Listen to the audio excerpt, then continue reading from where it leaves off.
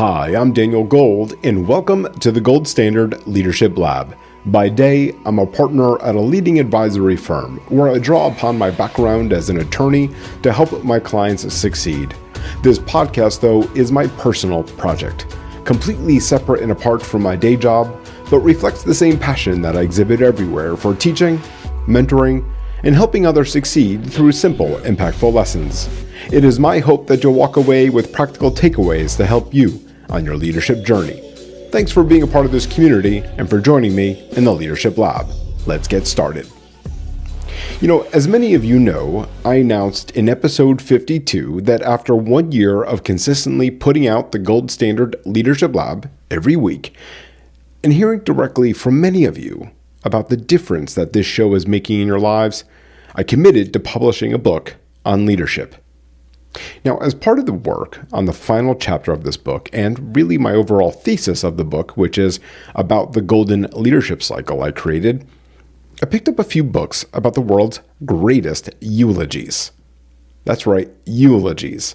And listen, it's not because I am morbid, but because the research that I was doing took me somewhere that I didn't expect.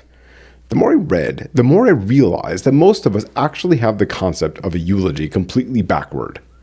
We think of it as something that's spoken after the fact. It's someone else's job, a retrospective accounting of a finished life. And all we can hope for is that someone else gets it right for us. Now, here's what's interesting, though, is that it's not what the word eulogy actually means.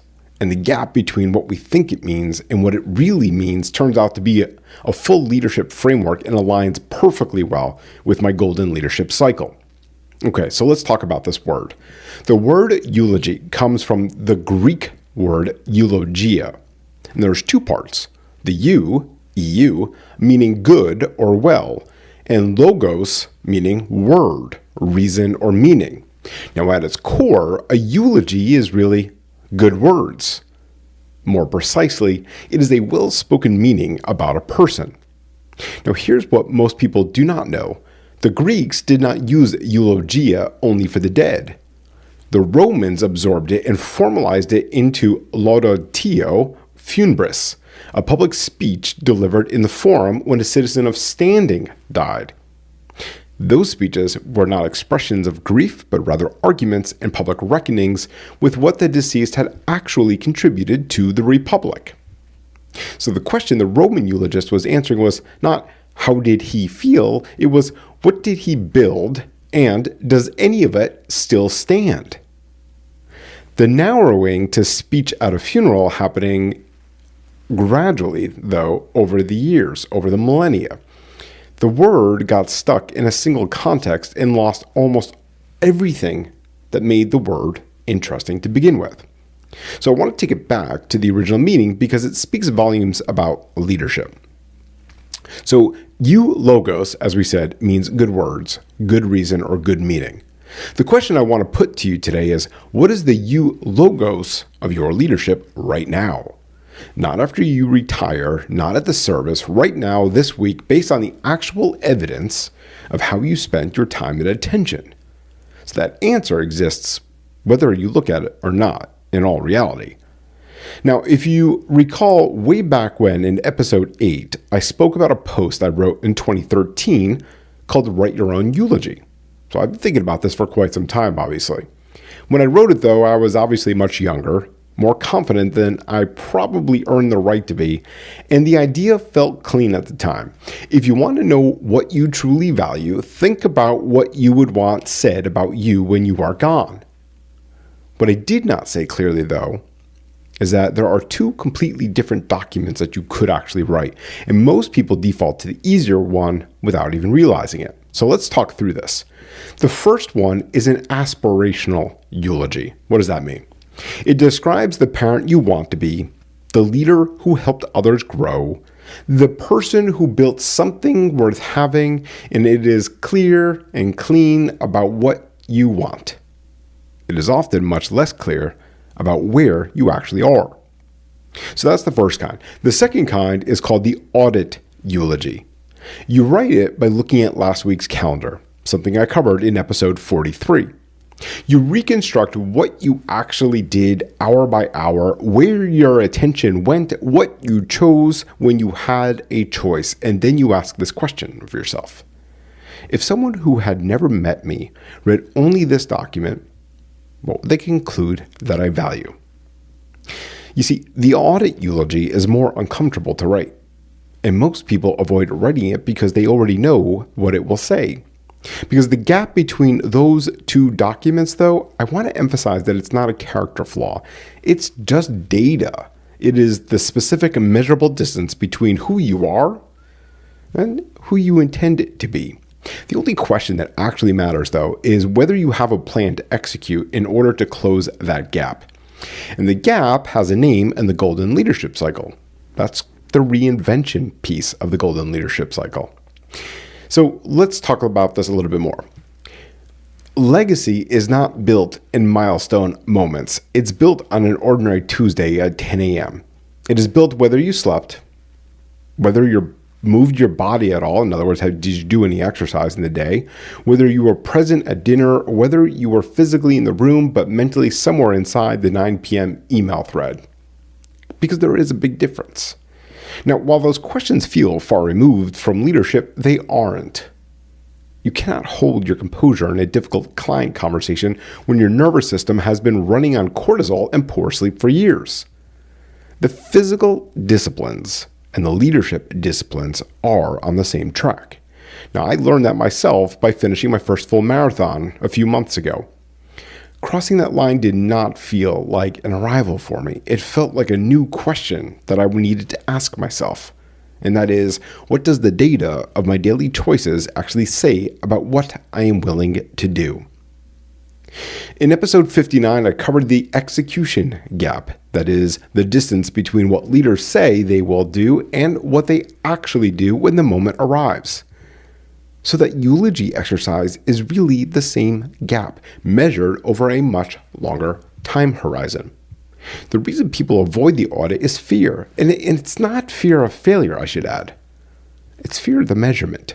Because if I start looking, I will see how far I am from the person I said I was building. And that distance can potentially be painful. So here's what I want to say to that. The distance, it's actually already there. It's there for me, it's there for you, it's there for everybody. It exists whether you measure it or not. You, though, are choosing whether to work with accurate information or a comfortable approximation. That is a notable difference. Now, as I started doing the research for the book, I started tracing what different traditions across history have said about the eulogy and about what a life well led actually leaves behind. And what I found, honestly, is just utterly fascinating. Every major religious tradition arrives at the same place from a completely different entry point. The Jewish tradition has a word for the eulogy called hesped, and in Jewish law, the hesped is not primarily about grief. Its purpose, codified in the Talmud, is to redirect the living.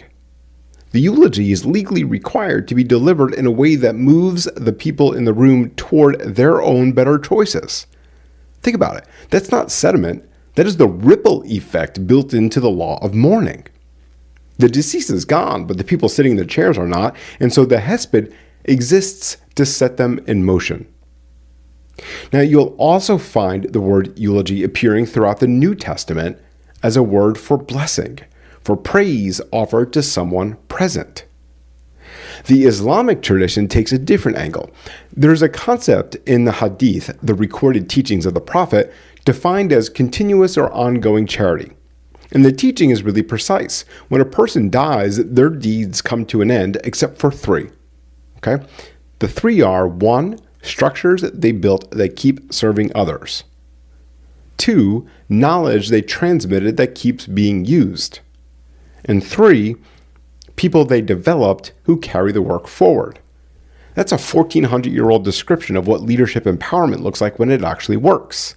In the book that I'm writing, I not only go over the Hindu and Buddhist definitions of a eulogy, but also talk about the Stoics and what Ryan Holiday's work on Marcus Aurelius and Seneca reveals about why ego is the single largest barrier to all of it.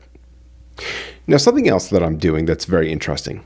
I traced the etymology of the word empowerment back through the Latin, the Proto-Indo-European roots, and they all mean powerful lord, right? It's a very interesting definition. Empowerment means powerful lord. To show that the M prefix, so the EM in empowerment, means really to put power into someone. So empower means to put power into someone. If you think about it, that's actually not even a motivational concept. It is a legally binding transfer to put power into someone. And the gap between performed empowerment and real empowerment is one of the central arguments of the Golden Leadership Cycle chapter on legacy. So today you can consider this to be the opening argument. The full case is in the book. Now, here's where the Golden Leadership Cycle becomes very, very specific. Reinvention is what happens when you look at the gap between the aspirational eulogy and the audit eulogy, and you decide it does not have to stay that size any longer. The moment when you stop defending the gap and start closing it is when the reinvention begins. It does not require anything dramatic. It just requires one clear look and one adjusted choice.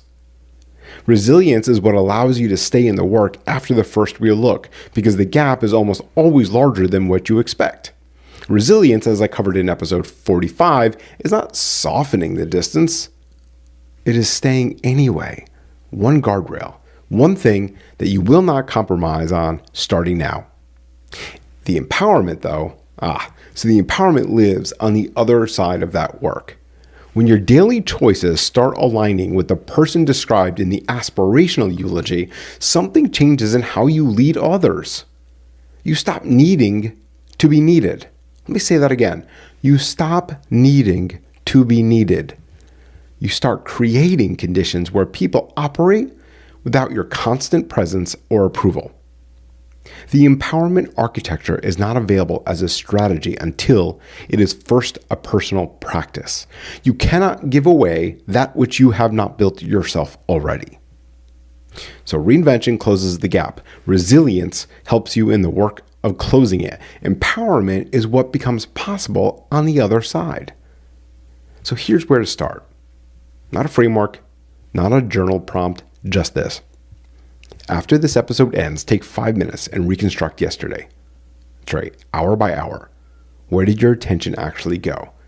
The answer should include topics such as meditation, gratitude, journaling, exercise, family life, and of course what you did at work and more. And ask yourself, what story does this day tell about what I value? If that story matches the eulogy you want written, well, you are much closer than most people get. If it does not, that gap is not a judgment. Rather, it is a starting point. What I encourage you to do is to write your own eulogy and read it. Then create a plan with measurable outcomes that helps you close that gap. Because the leaders that are worth following are not the ones who wait to be eulogized. They are the ones who author the U logos of their leadership while they still can. Because that, my friends, is the work. And remember, leadership, it isn't about perfection. It is about progress. So take this lesson, put it into action, and continue setting the gold standard in your own life and at work. I'll see you all next time.